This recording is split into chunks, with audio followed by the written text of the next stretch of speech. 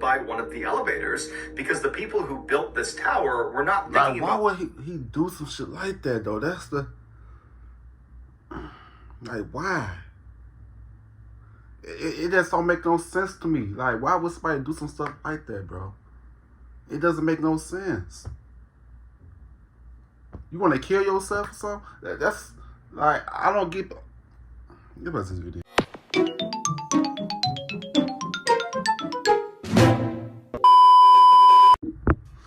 Yo, what's good? What's going on, YouTube? It's your boy Q1CB. I'm back with another motherfucking reaction video. You know what I'm saying? Today's one was be reacting to a subscriber's request. You know what I'm saying? Mr. Ballen, top 3 places you can't go, and people went anyway. It's part 25. You know what I mean? You know what I'm saying? Shouts to the person who told me to react to this. Shouts, y'all. If you like to give a thumbs up, you don't give a thumbs down. Kind of wild. We don't care. Just YouTube. Yes, squad, let's get straight into this video. Let's get it. Yeah. Damn. Full screen, let's go. Today, we're going to look at 3 places you can't go and people who went there anyways. People know. But before we get into today's stories, if you're a fan of these... People hard-headed, though. People hard-headed. People is so hard-headed, bro. If something happened to them, that's what the fuck they get for being those. Let's watch this video. Dark and mysterious, delivered in story format, then you come to the right place because that's all we do, and we upload 2 or 3 times every week. So if that's of interest to you, the next time the like button asks you to be a reference on their job application, say yes, and when the company calls you, proceed to tell them how unqualified and terrible the like button is. On this one. Also, please subscribe to our channel and turn on all notifications so you don't miss any of our weekly uploads. All right, Mr. Ballen got his 10 on. He got his 10 on.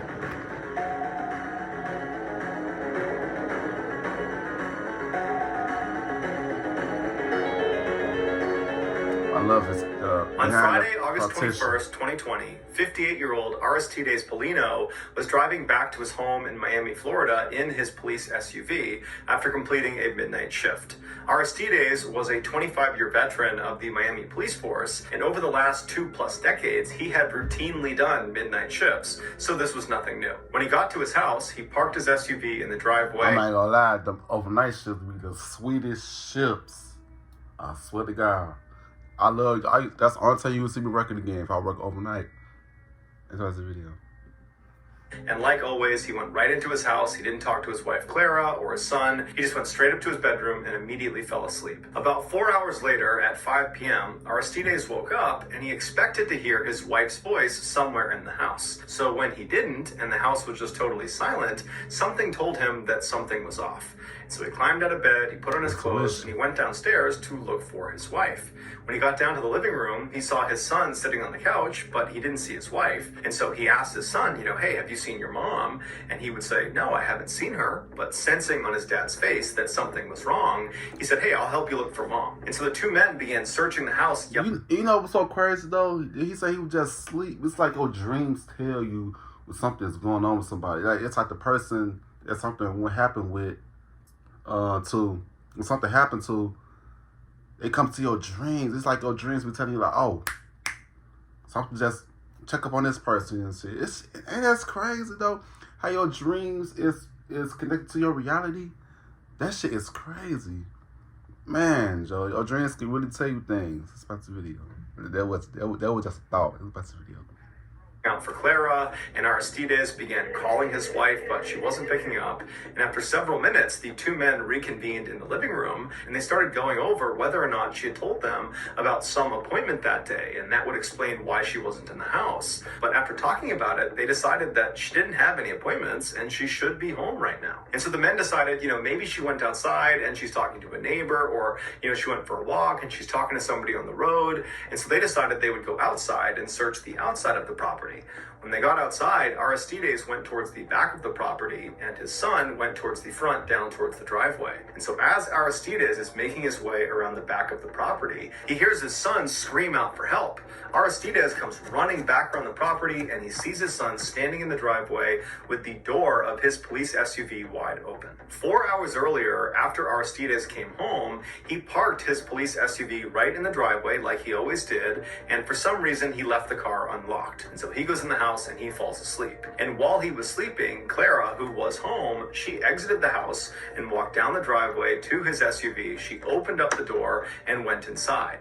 It's believed she was looking for something, although we don't know what she was looking for. And while she was in the back of his car, fishing around for whatever it was she was looking for, the door she had entered the vehicle in shut behind her. And because this is a police SUV, the back seat was designated for suspects. And so the back two doors did not open from the inside. And there was a very thick partition separating the back seat from the front seat. So Clara could not just reach over the seats and honk the horn to get someone's attention. And Clara did not have her cell phone, so she couldn't call anyone for help.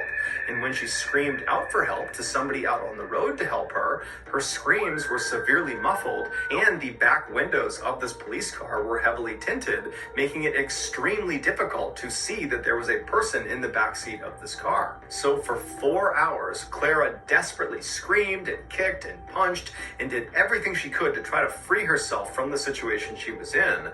All the while, the temperature inside the car continued to go. So she suffered that heat. Something was in my head. It's like something she was suffering. It must have been hot as hell, and she was suffering from that heat. And she probably died. She probably died over dehydration. Damn, bro, that shit crazy. Up. The SUV was parked in full sunlight, no shade whatsoever, and the temperatures that day were over 90 degrees Fahrenheit. And so by the time Clara was ultimately discovered, the inside of that SUV had effectively become an oven. Aristides ran over to his vehicle and he pulled his wife out and he started doing CPR on She was her, gone. but it was too late. She had died of heat stroke. Her death was ultimately ruled an accident. Damn. Have you ever stood That in a shit crowded crazy, room bro. and just felt so painfully alone? Damn. That shit crazy.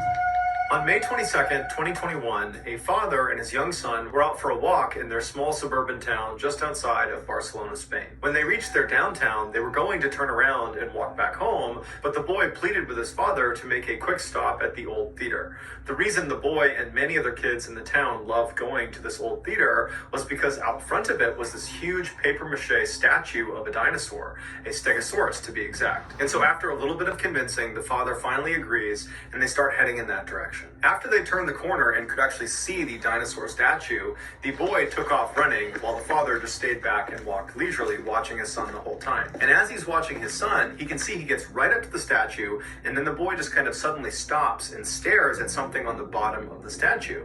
And so the father notices his son has seen something peculiar enough to make him stop and stare. And so he yells to his son, "Hey, what do you see?" And the son just points at the back right leg of the statue. And so the father thinks this is really weird, so he jogs up to his son and he crouches down right next to him and looks in the direction his son is pointing. And at first, the father believes all his son is pointing at is this fairly obvious crack on the outside of the statue on the back right leg. And he's thinking his son has just noticed that the statue is kind of falling apart. Ooh. So please don't tell me that the statue fell on them and they got crushed to death. Oh, please don't tell me. Please don't tell me. Let's watch the video. But as he's looking at this crack that his son is pointing at, he realized his son was not pointing at the crack. Oh. He was pointing at what was behind the crack, what was inside the dinosaur statue. And when the father realized what he was looking at, he grabbed his son, stood up, and ran in the other direction and called emergency services. Wait, see. A few minutes later, the police and fire department show up in front of this old theater. They get out and they go up to the statue and they confirm what's inside this back right leg. Afterwards, they go to their trucks and they get out chainsaws. Eventually, eventually they were able to carve a big enough square on this back right leg that they were able to remove the thing that the father and the son had seen originally, and that was a dead man's body. Not much is known about this dead man, except that he was a 39-year-old man who his family had reported missing a couple of days before he was actually found. While we don't know this for sure, it's believed he decided to crawl inside the statue when he realized the belly of the dinosaur was movable. Now, it's not entirely clear how he figured that out. Either the belly was already moved and he saw the opening and so saw the opportunity to crawl inside for some reason, or he was poking and prodding at the statue and discovered the belly was movable, moved it aside, and then again seized the opportunity and crawled inside. But either way, the man crawled inside the statue, and then once he was in the dinosaur, his phone slipped out of his hand or slipped out of his pocket, and then instead of falling out of the dinosaur onto the ground, it fell inside the dinosaur and slid down the inside of the statue until it fell into the bottom of the bottom right-hand leg. And so the man decides to go after his phone, and so on his belly, he slides over to the back right leg, and then he... I don't give a fuck about me a new motherfucking phone, boy. He got stuck down there. So he fell down the leg, and he had no way out. Boy, I would say, fuck that phone. I would say, fuck that phone, bro. My life is not that... That phone is not that important over my damn life, bro. I don't give a fuck. Batman new phone. Watch this video. Lowering himself head first into the leg, reaching for his phone.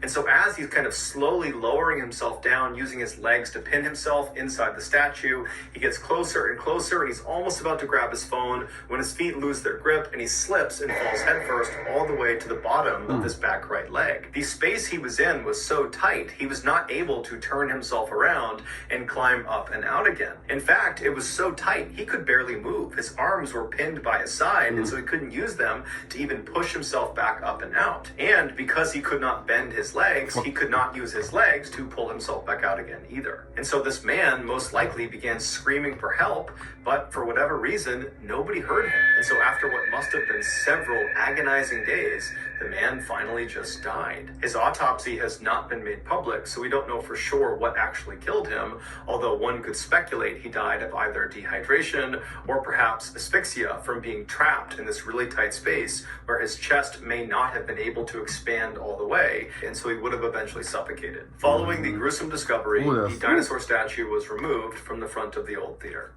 That shit crazy. In the early 1980s, John Carter was the classic, athletic, popular kid at his high school in Delaware, Ohio, which is a relatively small town just outside of the state's capital. But unlike most stereotypes that paint high school jocks as being these total jerks, that bully people and they're kind of stupid, John was none of those things. He was incredibly friendly and very warm-hearted and seemed to get along with everyone. John also was known for having a great sense of humor. In particular, he liked to play these kind of harmless pranks that would make people smile, like the time he very enthusiastically joined the cheerleaders during a high school pep rally, despite not actually being a cheerleader himself. John was set to graduate from high school on June 5th, 1983, and his plan was to study accounting at Kent State University the following year. A few weeks before his graduation, John's high school began selling these tickets to a grad night at a huge amusement park called Kings Island. Kings Island was located about 2 hours west of John's high school, and it was home to dozens of roller coasters, water slides, and many other attractions. During their so-called grad nights, this amusement park would shut down their public operations and not let anybody into the park that did not have these special student tickets that they gave to local area high schools. John, who was 17 years old at the time, was very excited at the idea of going to this grad night. So let me guess. It's something always happening at them damn amusement parks, bro. Something always happening, bro. I don't really fuck with amusement parks like that, bro. I don't. What's this video? I know something bad happened to him. He probably fell out the roller coaster or something. Tickets along with about 20 other students from his high school. At about 3:30 p.m. on Friday, May 13th, John and the other students who had bought grad night tickets met up outside of their high school. While this was a school-sponsored trip, the students were responsible for driving themselves to the park. And so after all the students were accounted for, they all piled into a couple of their cars and they began their journey to the park. After a few stops along the way to get food and go to the bathroom, the students finally arrived at the park at about 7 p.m. And on the drive, John, who had been a passenger, had drank half a bottle of rum and about 3 to 6 beers. And so when he got out, he could barely stand. and he was so drunk. And so the students made their way over to the front gate, they showed the attendant their grad night ticket, and they were allowed inside. And surprisingly, despite it being this special night where only people with these tickets were allowed in, it was still pretty crowded. There were lots of students that apparently wanted to come to this event. Once John and the rest of the students from the Delaware High School had come inside the park, there was no rule that they had to stick together for the duration of their time there, and so they all kind of broke into their separate groups and went their separate ways. In John's particular group was his girlfriend Pam, and for the first hour they were in the park together, all they did was bicker and fight. Onlookers would say John looked visibly upset and very emotional and very drunk. By 8:30 p.m., when John's group had gotten in line for this roller coaster, John was now openly saying, "I don't want to be here anymore, I just want to go home." It was pretty obvious he was still just mad at Pam, and that's why he was saying all this, was just trying to make Pam feel bad. And so some of the group members told John, just, "Hey man, calm down, you're overreacting, just try to enjoy this ride, and then afterwards we'll get some food, it'll be fine." But it was pretty clear that John was really worked up and seemed incapable of having a good time at this point. But regardless, John and the rest of the group, they got on this ride at about 9 p.m., and then after the ride was over, they disembarked and they walked away from the ride to regroup and figure out what was next, and they're looking around, and John is nowhere to be found. And so after waiting for a few minutes and actually walking around looking for him, they decided that, you know what, he was really upset before he got on this ride. He probably just wanted to walk away and be by himself for a bit. I'm sure we'll see him later in the night. So John's group, without John, just continued going around the park, going on different rides, and for the next few hours, they kind of forgot about John. It wasn't until the end of the night, when over the loudspeaker, the park officials said, "Okay, we're closing the park now," that they started walking out and wondering where John was. And they were convinced, you know what, I'm sure he's back at the cars, he's probably waiting for us because he just wants to go home. So they leave the park, they get out to their cars in the lot, and John's not there. And so at this point, the group's starting to get a little bit concerned because no one knows where he is. They're meeting up with the other groups from their high school. It's crazy though. It's story kind of remind me of the Kanika Jenkins story, like with her at the hotel and stuff. And if they left her in the hallway and just, you know, she was gone and shit. That's why you always supposed to stick together, bro. Cause shit like this, you never know, man, bro. This shit should be crazy out here, bro. Yeah, he probably was found dead somewhere, just like how Kanika was found dead in the freezer. That shit was crazy, bro. I feel like something is deeper with that Kanika shit, bro. She got killed, bro. They killed her. She ain't froze to death. I hate when people tease out. She froze. No, she didn't, bro.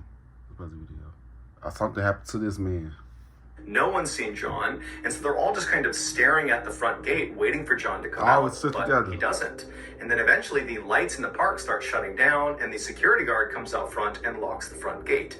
And that's when the group knew they had a problem. After an extensive investigation by police, this is their best guess as to what happened to John. After John and his small group rode that roller coaster around 9 p.m., John very quickly disembarked the ride before anybody else in his group could see him, and then John stumbled his way towards the replica Eiffel Tower that this park was famous for. This tower stood at about 300 feet tall and was built to be an exact replica of the Eiffel Tower in Paris, France, but this one at Kings Island was only a third the size. It had 3 elevators that went up the center of the structure, and the elevators would stop at a 50-foot platform and a 275-foot platform where guests could look out and have a great view of the park. Well, today, the only way to access these 2 viewing platforms is through these elevators. At the time John was at the park in 1983, the park actually had a flight of stairs that went from the ground all the way to the very top of the tower, that went right up the middle of the structure, and the public was allowed to take these stairs all the way up to the first platform, that 50-foot platform. And while the stairs did actually continue beyond that, up to the 275-foot platform,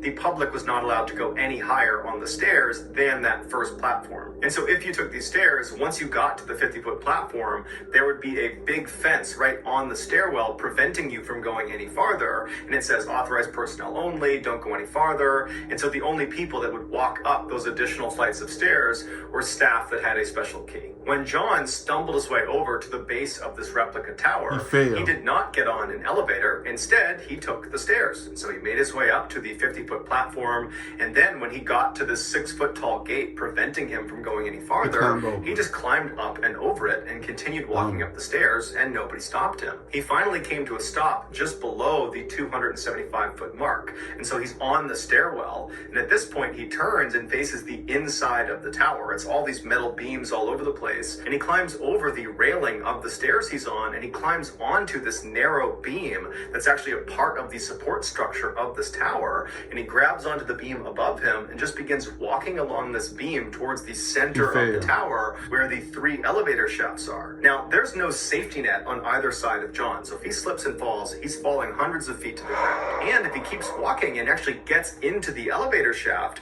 there's nothing protecting him from being struck by one of the elevators, because the people who built this tower were not thinking why about... would he do some shit like that, though? That's the... Like, why?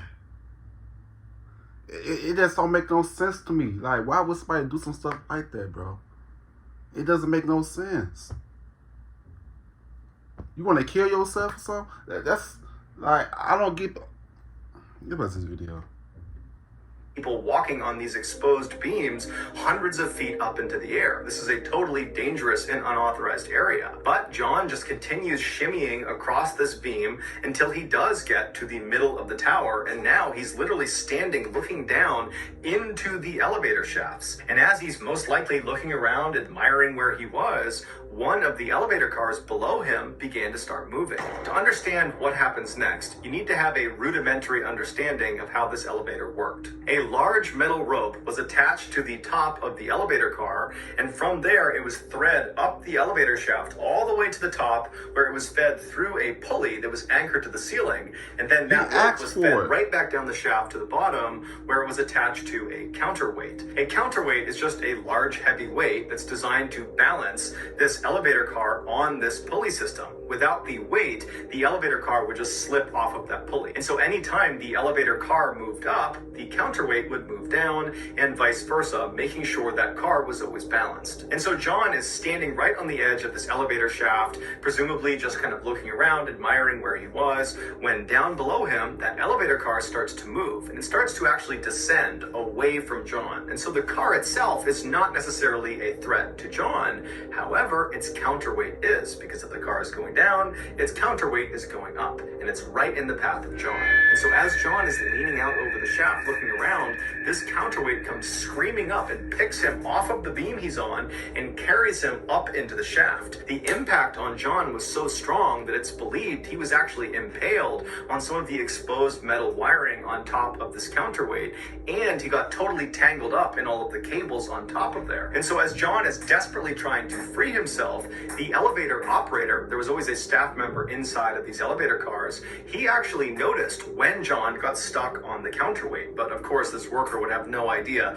that's what it was. They would later recall, it just felt like the car suddenly jumped. And so this worker, fearing that something had gone wrong with the elevator car itself, he decided he would ride it all the... Why the fuck did he then just go with your gut? If you feel like something is wrong, if you feel that shit in your gut, go check that shit out, for real, for real. He could have saved John's life, but it was John. I don't know why the fuck he went up there though. Why would he do that? Why? That's all I'm asking. Like, why did he go up there? He could have been alive to this day. Watch this video.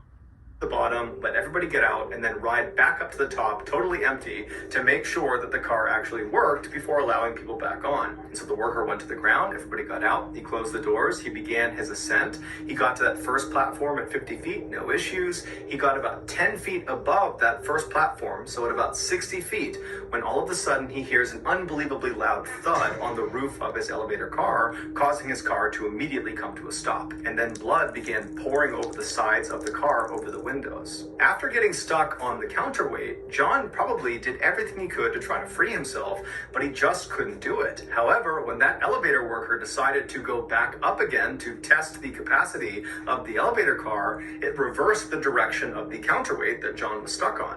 And so as that car was going up, John began going down, and it was on this descent that parts of John's body must have been dangling off of this counterweight, and they must have struck one of the beams as he was going down, and that beam effectively pried him off of whatever he was stuck on and threw him over the edge into the center of the shaft. And so John would fall 200 feet and he would land on top of that elevator car, dying instantly. The park was very quick to block off the ride and the whole scene and got police involved very quickly. So only a very small number of guests and employees were aware an accident had even happened, and very few of them were aware that it had been a fatal accident. As for the police, they knew they had a dead body, but they had no way to identify the body. There was no ID cards on John, and so they had no way to let his friends know that were in the park or to tell his family. And so it wasn't until that night, when John's friends are out in the parking lot waiting for John to come out again, that they got really worried, and they went up and spoke to a security guard at the front of the park. And that security guard, after hearing their story, would tell them that actually there had been an accident in the park and there was a body, and the police are still trying to identify this body. And so maybe you guys want to go over to the hospital and see if it's your friend. And so sure enough, the friends went to the hospital and they would confirm that the body was John Martin. To this day, no one knows for sure why John did what he did. Right. Some say he was just drunk and it was a dumb decision that led to his death.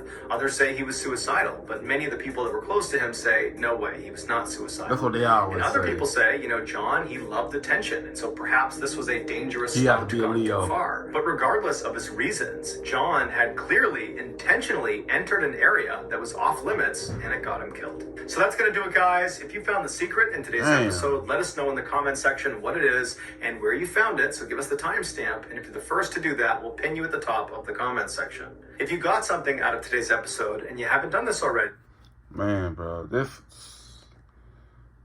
tragic, bro. That shit, that's tragic as hell, bro.